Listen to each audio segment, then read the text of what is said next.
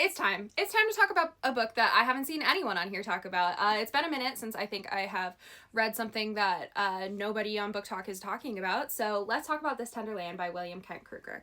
This Tender Land is a absolutely beautifully written book that pays clear homage to Huckleberry Finn and like the traditional river odyssey kind of story. And that's kind of a pun. If you've read this book, you will get it.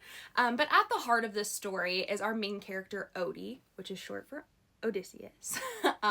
So you can kind of see what's happening there. And at the heart of everything with Odie, he wants to find home. He's on this journey to find home. Him and a few friends and his brother are housed in an Indian school. Odie and his brother are not actually American Indian. However, they are orphans and there is really nowhere else to put them. So the school allegedly offers to like take them.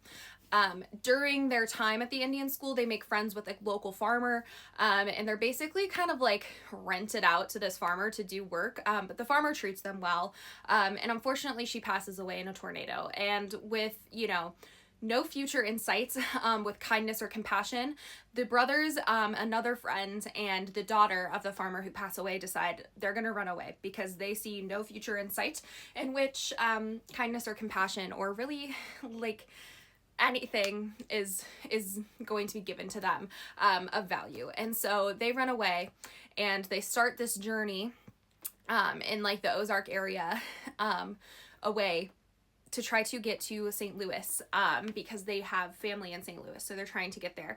And along the way they fall into a lot of different groups that kind of help them with their journey and everything, and it is a really beautiful self-discovery story. It is one that I haven't read in a while, like a journey of self-discovery. It's kind of a coming-of-age story because all of these characters are children and they're written in a way where I just wish that I could protect them from what is happening to them. It is so deeply, like, it's an emotional story at the end of the day, and I really wish that I could just give them all a hug, truly.